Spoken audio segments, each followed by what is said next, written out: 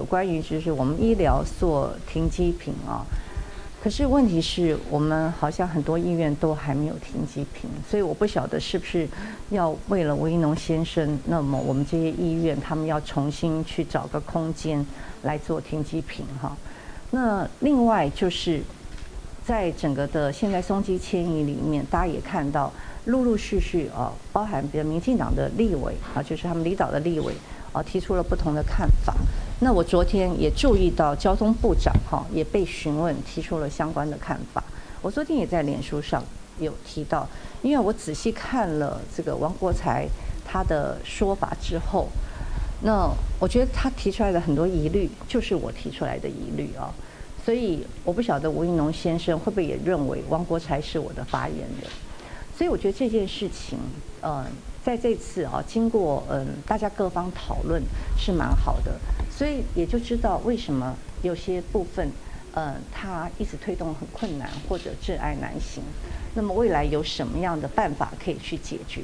但是重点是，大家一定要有一个非常健康的心态，也就是当我对于桃机迁移里面提到的国安层次、军用机场的部分。其实，在最近确实都显示出来，这些确实是问题。那么，但是吴怡农先生却认为我是空洞的，或者是攻击他。那所以我也相信，当你今天看到，不管是民进党的立委杨耀，或者是王国材部长所提出来的相关的应该深思熟虑的问题，那么吴怡农先生也认为杨耀跟王国材是空洞，是攻击他的吗？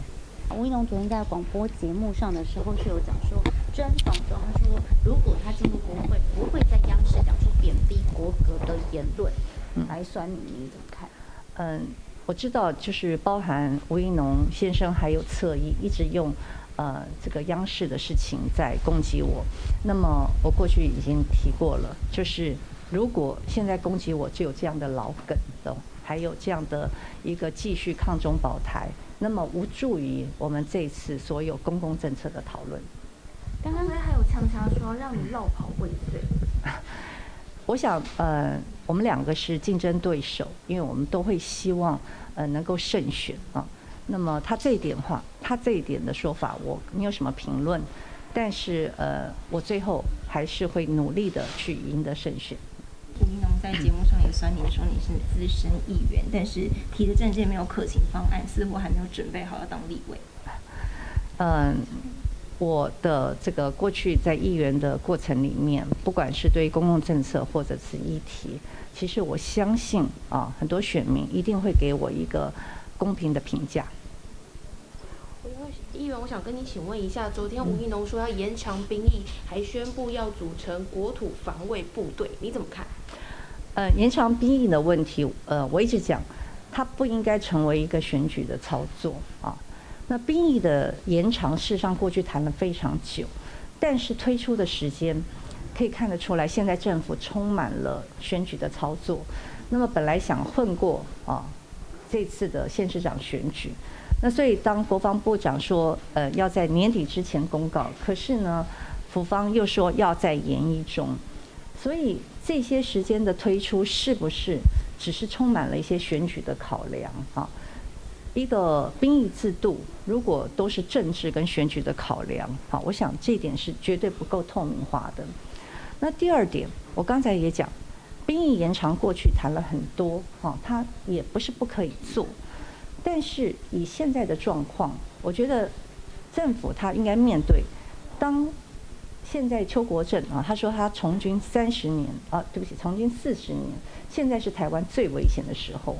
那么国外的媒体也说台湾现在是世界上最危险的地方。在这样的时候，那么兵役延长是不是让我们的役男，就是我们现在的年轻人把这个责任，现在两岸兵凶战危的一个责任丢给这些年轻人，我认为是不公平的。所以我觉得当务之急政府应该降低现在两岸之间的紧张的情势，这点是非常重要的。那么如果是没有办法解决现在两岸紧张情势，让两岸变得兵凶战危，然后因为说我们的兵不够了，所以我们要延长役期。那么这是不是把这些责任推给了这些年轻人？我觉得这点是政府应该去很诚实的去面对这个问题。海皇 XO 干贝酱这款干贝酱呢，里面真材实料，比方说它有这个严选的大干贝。那么另外呢，在这个里面你还可以吃得到这一颗一颗的这个鲍鱼，非常非常的新鲜，而且肥美。欢迎大家可以利用我的CTI798的代码来上网代购。